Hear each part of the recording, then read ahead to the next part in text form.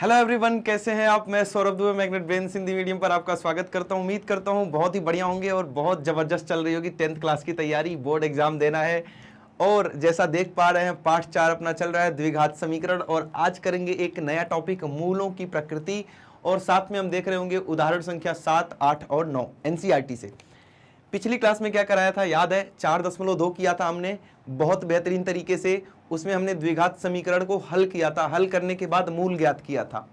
अभी इसमें फायदा क्या होने वाला है, बिना मूल ज्ञात किए ही उसकी प्रकृति बता देंगे। वास्तविक संख्याएं आएंगी, मूल अलग अलग होंगे या एक समान मूल होंगे, या अवास्तविक संख्याएं आएंगी, मतलब कि मूल एग्जिस्ट ही नहीं करते। ये सब हम बात करेंगे आज की क्लास में। लेकिन उससे पहले एक बहुत जरूरी इंफॉर्मेशन, जैसा कि आपको पता है मैग्नेट ब्रेन्स प्रोवाइड करता है हाई क्वालिटी एजुकेशन, जहां हिंदी मीडियम विद्यार्थियों को मिलती हैं 6ठी से लेकर 12वीं क्लास तक की सारी क्लासेज, और वहीं इंग्लिश मीडियम स्टूडेंट्स को मिलती हैं KG to 12 सारी क्लासेज। वो भी आपको पता ही है क्या, वो भी बिल्कुल फ्री ऑफ कॉस्ट। मतलब कि मैग्नेट ब्रेन्स ही एक प्लेटफॉर्म है जहां पर ये सारी क्लासेज हिंदी मीडियम की भी और इंग्लिश मीडियम की भी बिल्कुल फ्री ऑफ कॉस्ट अवेलेबल कराई जाती हैं। किसी भी प्रकार की कोई भी पेड सब्सक्रिप्शन की कोई भी जरूरत नहीं है आपको। इसके साथ ही आपके लिए एक और चीज, जैसा कि आपको पता है बेहतरीन तैयारी करने के लिए हमारे पास होना चाहिए नोट्स, तो मैग्नेट ब्रेन्स आपको प्रोवाइड करता है ई नोट्स और ई बुक्स, जिसका लिंक डिस्क्रिप्शन बॉक्स में दिया गया है। लिंक पर क्लिक करेंगे, उसको ग्रैब करेंगे। आइए स्टार्ट करते हैं आज की क्लास, जिसमें देखते हैं मूलों की प्रकृति, नेचर ऑफ रूट्स क्या होता है, इसका मतलब क्या होता है। सबसे पहले ये द्विघात समीकरण है, ये तो आपको पता है, मानक रूप है ax² धन bx धन c बराबर 0। ये तो सर द्विघात समीकरण का मानक रूप होता है, अपने को पता है। तथा ये आपको नहीं पता है b² माइनस 4ac क्या होता है। ये तो पता है ना कि b क्या होता है, a क्या होता है, c क्या होता है। अरे x² का गुणांक a होता है, x के साथ जो है वो b होता है, और जो अचर पद होता है वो c होता है। तो एक टर्म आती है क्या, विवितकर, जिसको हम d से डिनोट करते हैं। किससे करते हैं, d से, जिसको हम इंग्लिश में डिस्क्रिमिनेंट बोलते हैं, इसीलिए इसको हम d से डिनोट करते हैं। इसका नाम है विवितकर d जो होता है, इसका एक फॉर्मूला होता है क्या, b² माइनस 4ac। यही फॉर्मूला आपको बताएगा नेचर ऑफ रूट्स, मूलों की प्रकृति कौन बताएगा, ये फॉर्मूला विवितकर का, ये फॉर्मूला D आपको बताने वाला है नेचर ऑफ रूट्स कैसा होने वाला है। इससे पहले हम बात करेंगे इस फॉर्मूले की, जो किसने दिया है, एक प्रसिद्ध मैथमेटिशियन। अच्छी बात यह है कि ये इंडियन मैथमेटिशियन है, जिनका नाम है श्रीधराचार्य। पुराने टाइम के मैथमेटिशियंस हैं, लगभग 870 ईस्वी के मैथमेटिशियन है, मतलब 870 ईस्वी में इनका जन्म हुआ था। इनका जो जीवन काल था, श्रीधराचार्य जी का जो जीवन काल था वो महज 60 साल था। मतलब 60 साल के उम्र में ही, 60 साल उम्र में ही इन्होंने बहुत काम किए। मैथ की 2 बहुत प्रसिद्ध पुस्तकें भी लिखी हैं, जिसमें से एक फॉर्मूला तो आप इनका देख रहे हैं जो बहुत ही कमाल का फॉर्मूला है, x बराबर -b प्लस माइनस करड़ी में b² minus 4ac upon 2a। इतना जबरदस्त फॉर्मूला है कि यहां से आप रूट्स निकाल सकते हैं, मूल, जो हमने पिछली क्लास में किया था। आप इसके मूल निकाल रहे थे ना गुणनखंड विधि से। यही फॉर्मूले में वैल्यू पुट करो, कुछ नहीं करने की जरूरत। मतलब इतना जबरदस्त फॉर्मूला दिया था किन्होंने, श्रीधराचार्य जी ने।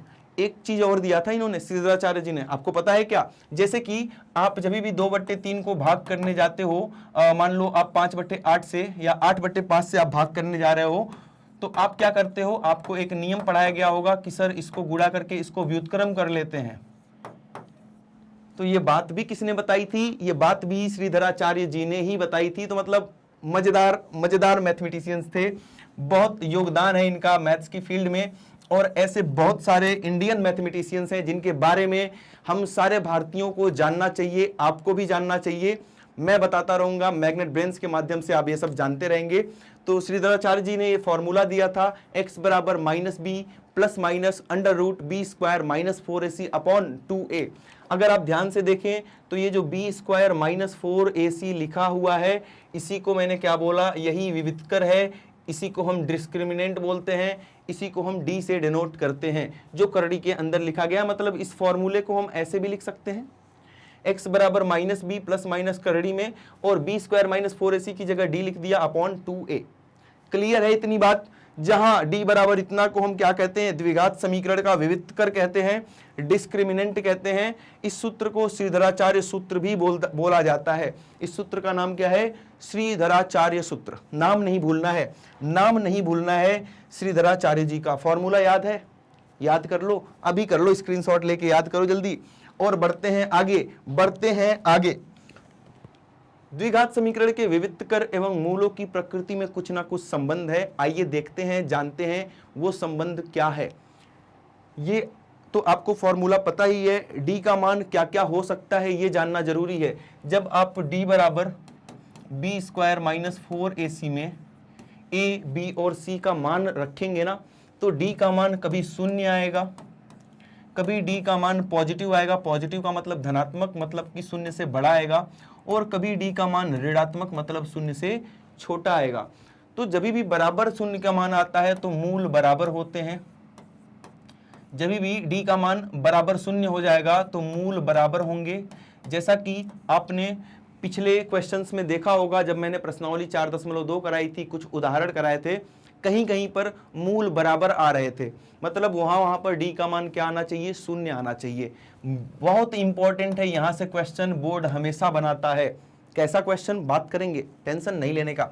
जब डी एक धनात्मक होगा, ग्रेटर देन 0 होगा, ग्रेटर देन 0 होगा, तो जल्दी से बताइए मेरे दोस्त क्या होगा, वास्तविक तथा असमान मूल होंगे। वास्तविक होंगे और बराबर नहीं होंगे, असमान होंगे। एक 2 होगा तो दूसरा 3 हो जाएगा, ऐसा करके असमान होंगे। वास्तविक संख्याएं होंगी और असमान मूल होंगे। और जब d लेस देन 0, मतलब d का मान जैसे ही निगेटिव मिलेगा, मूल एग्जिस्ट नहीं करते, मतलब कि काल्पनिक संख्याएं, या काल्पनिक लिख दो, काल्पनिक मूल, काल्पनिक मूल, या हम बोल सकते हैं कि इनके मूल जो है एग्जिस्ट नहीं करते, एग्जिस्ट नहीं करते। इतनी बात समझ में आ गई। तो ये फॉर्मूला तो मैंने पहले ही बता दिया। यहां पर बात ये हो रही है कि मूलों की जो प्रकृति है वो विविधकर डी पर निर्भर करती है, क्योंकि डी का मान शून्य भी हो सकता है, डी का मान धनात्मक भी या ऋणात्मक भी हो सकता है। क्लियर है इतनी बात? स्क्रीनशॉट नहीं लेना इसका, मैं बताऊंगा ना, मैं बताऊंगा कि आपको स्क्रीनशॉट कहाँ लेना है, यहाँ लेना है। आइए पहले समझते हैं, उसके बाद तो स्क्रीनशॉट लेते रहेंगे। यहाँ समझिए, ये एक द्विघात समीकरण है अपने पास, ठीक है, जहां ए का मान शून्य नहीं हो सकता। ये बात मैंने पहले ही बता दी क्यों नहीं हो सकता। अब इसका विविधकर डी ज्ञात कर लेंगे आप, आता ही है, हमारे पास फॉर्मूला है, कौन सा, यहाँ पे लिख दे रहा हूं, डी बराबर बी स्क्वायर माइनस 4ac, यही लर्न हो जाना चाहिए। डी बराबर क्या होता है जल्दी बताना, B square minus 4ac, B square minus 4ac। अब 3 केस बनता है। जब डी का मान शून्य आएगा, ये अभी इसी क्लास में लर्न कर लो मेरे दोस्त, बाद के लिए कुछ नहीं रखेंगे। जब ये बी स्क्वायर माइनस 4ac जो फॉर्मूला है डी का, जब डी बराबर शून्य आ जाएगा तो दोनों मूल वास्तविक मूल होंगे, दोनों मूल वास्तविक होंगे, साथ साथ में क्या होंगे, बराबर। 2 चीजें याद रखनी है, वास्तविक भी होंगे और क्या होंगे, और बराबर होंगे। क्या, वास्तविक होंगे और बराबर, बराबर और वास्तविक। कब, जब डी का मान शून्य होगा, जब डी का मान शून्य होगा। जब डी पॉजिटिव होगा, धनात्मक होगा, मतलब शून्य से ज्यादा जब मान होगा, धनात्मक मान आएगा डी का, तो वास्तविक मूल तो होंगे ही, लेकिन भिन्न भिन्न होंगे। ये दोनों पहले समझिए, ये दोनों समझिए, डी या तो शून्य आ जाए या तो धनात्मक आ जाए, वास्तविक मूल होंगे हमेशा। डी या तो शून्य या तो धनात्मक आ जाए, वास्तविक मूल होंगे, वास्तविक मूल होंगे। लेकिन अगर डी शून्य हो गया तो मूल भी बराबर हो जाएंगे, और अगर डी शून्य नहीं हुआ, धनात्मक हुआ, तो मूल कैसे हो जाएंगे, वास्तविक तो होंगे लेकिन भिन्न हो जाएंगे। क्लियर है?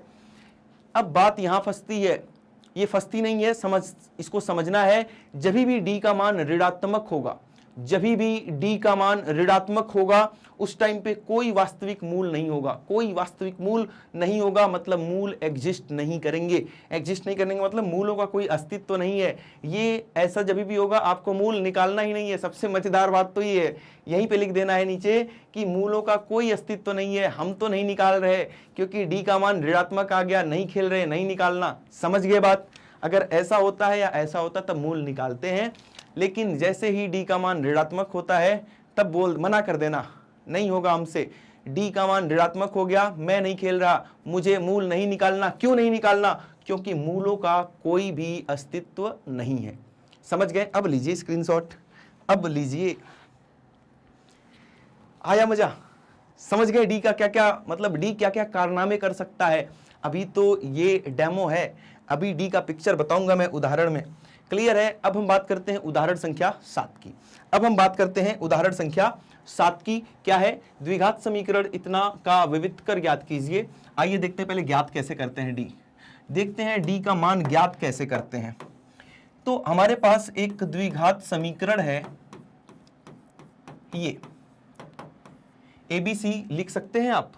एक बार मैं लिख देता हूं मानक रूप, ax² धन bx धन c बराबर 0। ये द्विघात समीकरण का मानक रूप है। इसको और इसको तुलना करके बताइए, a का मान कितना आएगा 2, b का मान कितना आएगा, जो भी यहां लिखा है x का गुणांक -4, और c का मान कितना आ जाएगा 3। हमेशा चिन्ह के साथ लेना है।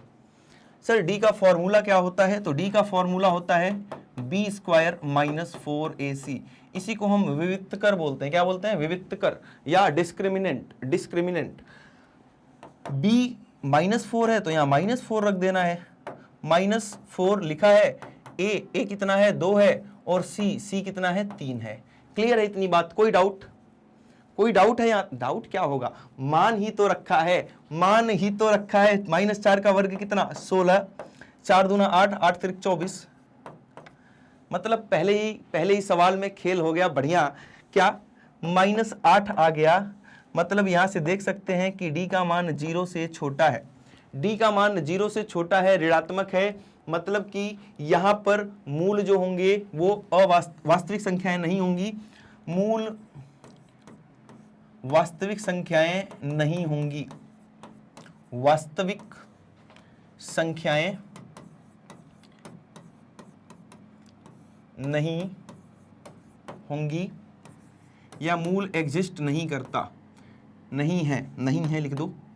मूल जो है वो वास्तविक संख्याएं नहीं है, मूल एग्जिस्ट नहीं करता, ये भी लिख सकते हैं। मतलब मूल एग्जिस्ट नहीं करता, मूलों का कोई भी व्याख्या नहीं कर सकते, क्योंकि मूल क्या है? वास्तविक संख्याएं नहीं है। तो मूलों की प्रकृति पूछा था, आप ये बता देंगे। क्लियर है? कोई डाउट? एक बार इसका स्क्रीनशॉट लेंगे, उसके बाद आगे की बात करते हैं। स्क्रीनशॉट जल्दी से ले लेंगे इसका। क्लियर है? इसमें क्या किया एक बार देखेंगे। b² मतलब 4 का स्क्वायर 16, -4ac -4 × 3 × 2, 4 दूना 8 तिरिक 24, 16 - 24 करेंगे -8 आ जाएगा।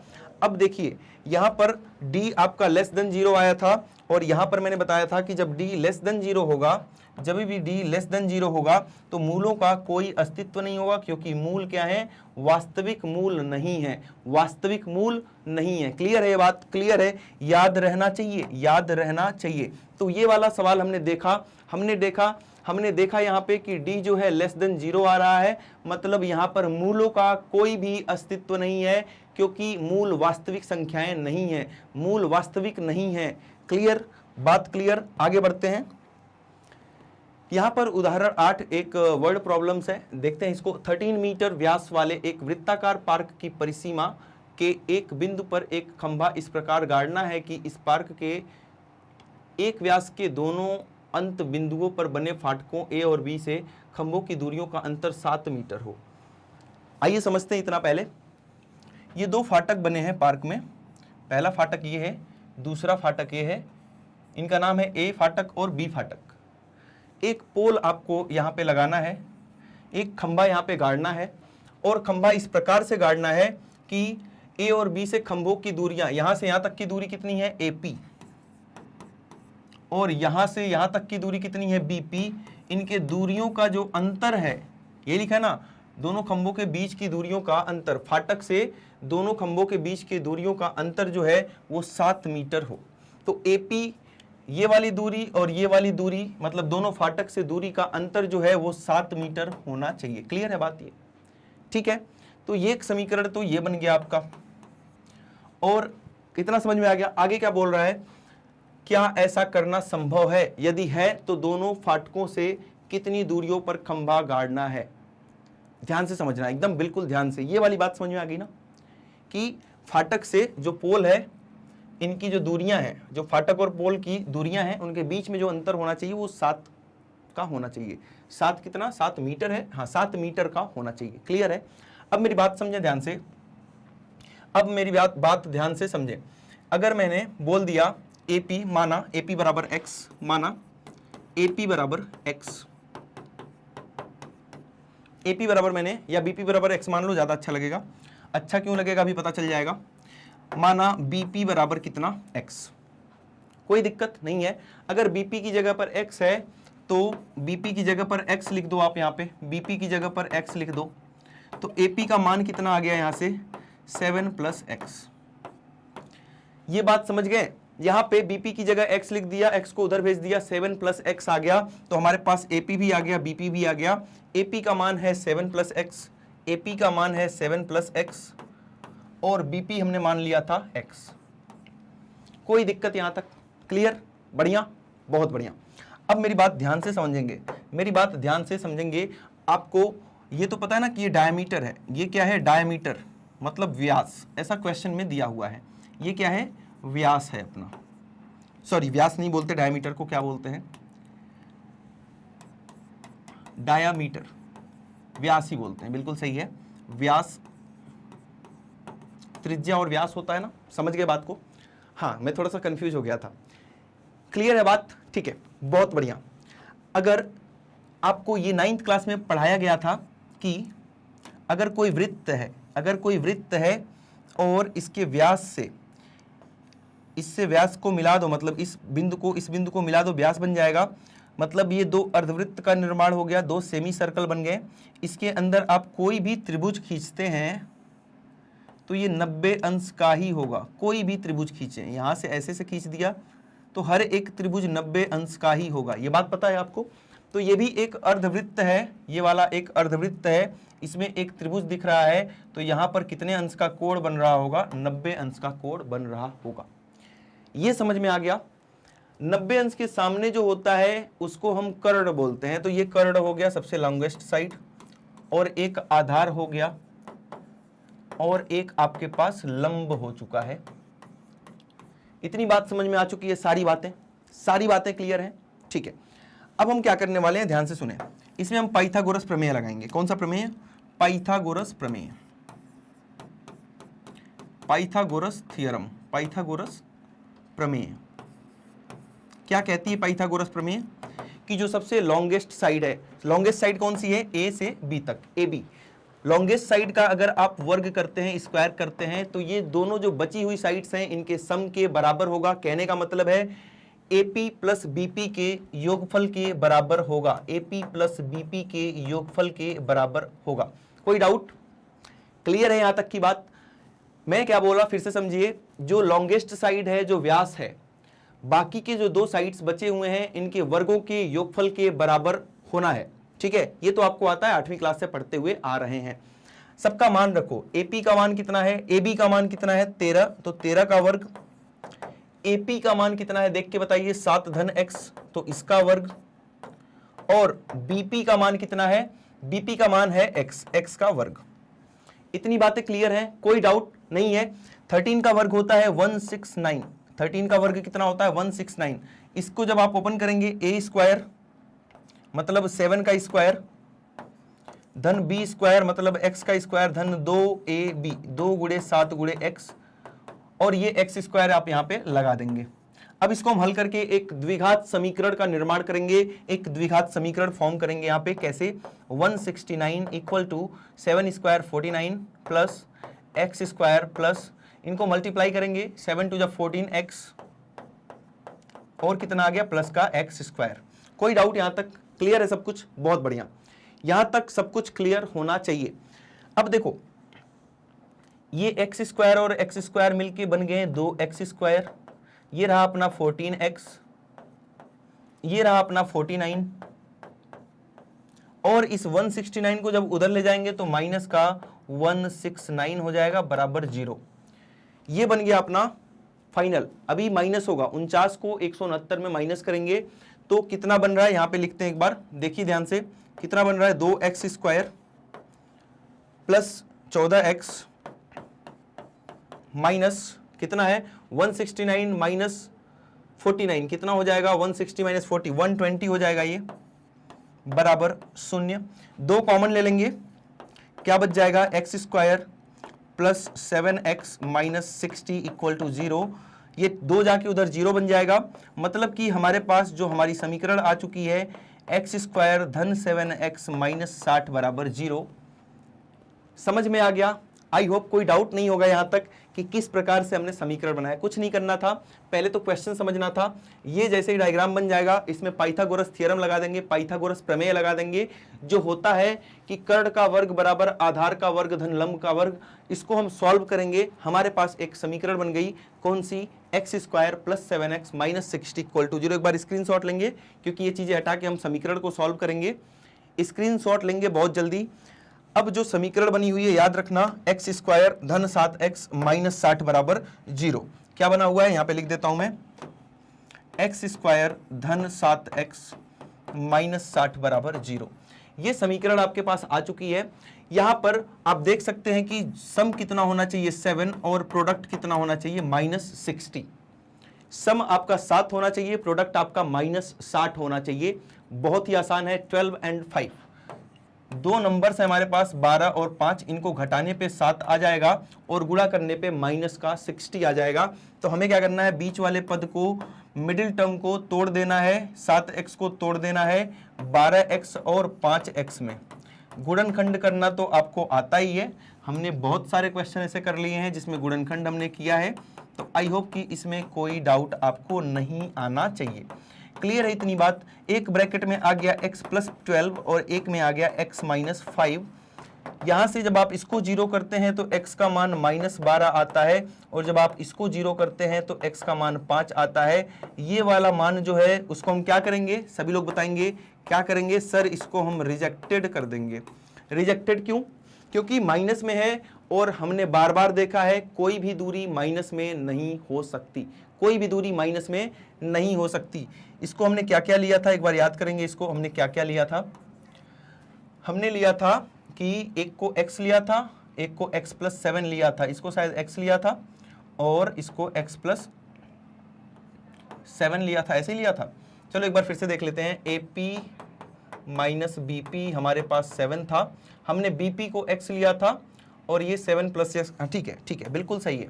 और ये अपना 13 दिया हुआ था, ये अपना 13 तो दिया हुआ था। क्लियर है इतनी बात? हमारे पास -12 आया, क्या ये कभी माइनस में हो सकती है दूरी? नहीं हो सकती सर। लंबाई, चौड़ाई, ऊंचाई, ये सारी चीजें कभी भी माइनस में नहीं हो सकती, ये हमेशा पॉजिटिव ही रहती हैं, शून्य भी नहीं हो सकती। शून्य भी शून्य भी नहीं हो सकती। क्लियर है बातें इतनी? अब हम बात करेंगे x = 5 की। x = 5 की ध्यान से देखो, x बराबर अगर 5 हुआ तो BP का मान आ चुका है 5, मतलब बिंदु B से जो पोल की दूरी होगी वो कितनी होगी? वो 5 होगी। 5 कितना? 5 मीटर। क्लियर है? ऐसे लिख लेंगे, बिंदु B से पोल की जो दूरी होगी वो 5 मीटर होगी। और इसी प्रकार से अगर आप AP निकालते हैं तो AP का मान आ जाएगा x प्लस 7, मतलब कि 5 प्लस 7 12, मतलब बिंदु A से जो पोल की दूरी होगी वो कितना होगा? 12 मीटर की दूरी पर होगा। समझ में आ गई चीजें? एक बार स्क्रीनशॉट और लेंगे। तो आई होप कि ये सारी बातें आपको बहुत बढ़िया से क्लियर हो चुकी होंगी और आप ये भी समझ गए कि मूलों की प्रकृति क्या होती है, d कब ग्रेटर देन 0 होता है, कब लेस देन 0 और कब इक्वल टू 0। आइए उदाहरण संख्या 9 देखते हैं। यहां पर एक समीकरण दिया हुआ है, यहां पर एक समीकरण दिया हुआ है और इसका हमसे विविधकर ज्ञात करने को बोल रहा है। क्या करेंगे? हमें फॉर्मूला पता है, d = b² - 4ac। अगर मैं बोलूं आपसे कि कंपेयर करके बताओ, इससे कंपेयर करके ये बताइए आप कि इससे कंपेयर करके ये बताना है कि ABC का मान कितना होगा। तो देखो a की जगह पर 3 आ रहा है तो a की जगह पर हम 3 ले लेंगे, b की जगह पर -2 आ रहा है तो b की जगह पर -2 और c की जगह पर क्या ले लेंगे? 1/3। बातें क्लियर हो रही हैं? आसान है, कंपेयर करना है, बस देखना है a की जगह पर, b की जगह पर और c की जगह पर क्या क्या चीजें आ रही हैं। अब इनका मान हम यहां पर रखेंगे तो b की जगह पर -2 आ रहा है तो -2 का वर्ग -4ac, 4 × a की जगह पर 3 आ रहा है और c की जगह पर आप देखेंगे तो 1/3 आ रहा है। 3 से 3 कट गया, -2 का वर्ग 4, 4 - 4 0। तो मूल कैसे आने वाले हैं सर? मूल वास्तविक तो आएंगे ही आएंगे और समान आएंगे, क्योंकि डी का मान जब 0 होता है तो मूल वास्तविक तथा समान होते हैं। कैसे होते हैं? मूल वास्तविक तथा समान होते हैं। यदि वे वास्तविक हैं, वास्तविक तो हैं, तो उन्हें ज्ञात कीजिए। हमें इसको ज्ञात करना है। हम इसको श्रीधराचार्य फॉर्मूले से करते हैं, है ना? क्या होता है? डी बराबर B square minus 4, sorry D लिखने की जरूरत ही नहीं है, डी तो हमने निकाल ही लिया है। श्रीधराचार्य फॉर्मूला होता है एक्स बराबर minus B plus minus under root D upon 2a। क्योंकि ऑलरेडी हमने डी निकाल लिया इसलिए मैंने डी के फॉर्म में लिखा है। अब डी का मान तो शून्य है, मतलब ये होने वाला है माइनस बी अपॉन 2a। क्या होने वाला है? Minus B upon 2a। तो x का मान कितना हो जाएगा? माइनस लिख दिया, हाँ थोड़ी सी गले में दिक्कत है, माइनस लिख दिया। b कितना है? -2 है, तो b की जगह पर -2 लिखेंगे। इतनी बात क्लियर है? माइनस का चिन्ह था, माइनस लगा दिया। b का मान कितना है? b का मान कितना है? -2, तो -2 लिख दिया। नीचे कितना आ गया? 2a। ये तो हमारा ऑलरेडी 0 आ गया था, इसीलिए इसको लिखा ही नहीं। 2a, a की जगह पर भी लिखेंगे 2a है ना, 2a, a का मान कितना है? 3, तो यहां पे लिख देंगे 3 लिख देंगे। और ये तो हमारा d जो है ऑलरेडी कितना था? 0 था। d ऑलरेडी 0 था, तो इसको लिखने की कोई भी जरूरत नहीं पड़ेगी। इतनी बातें समझ में आ गई। अब यहां पर माइनस माइनस प्लस हो गया, तो 2/2 गुणे 3 6, मतलब 1/3 हमारा मूल आ चुका है। x का मान 1/3 1/3, क्योंकि दो मूल होंगे और दोनों ही मूल आपके क्या होंगे? समान होंगे, मतलब दोनों मूल 1/3 और 1/3 आने वाले हैं। तो इस प्रकार से हमने देखा कि श्रीधराचार्य फॉर्मूला लगा के भी हम कितने आसानी से मूल निकाल सकते हैं। श्रीधराचार्य फॉर्मूला आप हर उस जगह पे लगा सकते हैं जब आपको क्या बोला है? मूल निकालने को बोला है और आप उसका गुणनखंड नहीं कर पा रहे हैं। लेकिन अगर क्वेश्चन में बोल दिया कि इसको गुणनखंड विधि से ही सॉल्व करो, तब ये काम नहीं करेगा। मतलब आपको दोनों विधि आनी ही आनी चाहिए। मेरी बात क्लियर है? एक बार स्क्रीनशॉट लेंगे इसका। तो हमने विविधकर के बारे में देखा, समझा, जाना, और आई होप कि ये सारी चीजें आपको बहुत ही बेहतरीन तरीके से समझ में आ चुकी होंगी। ठीक है? विविधकर का हर एक कॉन्सेप्ट क्लियर होना चाहिए। ये चीजें लर्न करके आना नेक्स्ट क्लास देखने के लिए, क्योंकि उसमें हम बात करेंगे इससे रिलेटेड प्रश्नावली की, और उस प्रश्नावली में हम एक एक सवाल करेंगे जहां पे विविधकर भी पूछा जाएगा। और जब मैं आपको मोस्ट इंपॉर्टेंट क्वेश्चंस कराऊंगा तो ऐसे ऐसे भी क्वेश्चन आएंगे जहां पे आप देख पाएंगे कि मतलब इस टॉपिक से खूब सारे क्वेश्चंस पूछे गए हैं बोर्ड एग्जाम में। बहुत इंपॉर्टेंट है, मतलब आसान भी है, इंपॉर्टेंट भी है। तो इसको बिल्कुल मतलब समझ लेना है, और जो फॉर्मूले हैं, जो मूलों की प्रकृति जानने के फॉर्मूले, उनको लर्न भी कर लेना है। तो आई होप कि आप मेरी बात समझ चुके होंगे। एक छोटी और जरूरी बात के साथ आज की क्लास समाप्त करना चाहूंगा मैं। जैसा कि आपको पता है, मैग्नेट ब्रेन्स प्रोवाइड करता है हाई क्वालिटी एजुकेशन, और ये है हमारे टॉप कोर्सेज जो इंग्लिश और हिंदी दोनों ही मीडियम में अवेलेबल हैं। सीबीएसई के साथ साथ अदर स्टेट बोर्ड्स भी हम कवर कर रहे हैं, जिसमें Delhi board, Bihar board, UP, MP और राजस्थान बोर्ड है। इसके साथ ही आप वैदिक मैथ्स क्रैश कोर्स और स्पोकन इंग्लिश की भी क्लासेस देख सकते हैं। आप ई नोट्स और ई बुक्स को भी ग्रैब कर सकते हैं, जिसका लिंक डिस्क्रिप्शन बॉक्स में दिया गया है। और एक काम बिल्कुल नहीं भूलना है, हमें अदर सोशल मीडिया नेटवर्क्स पे भी आप फॉलो कर सकते हैं। तो बिल्कुल अपना ख्याल रखिए, मैथ की प्रैक्टिस करते रहिए। आज के लिए इतना ही था। Thank you so much.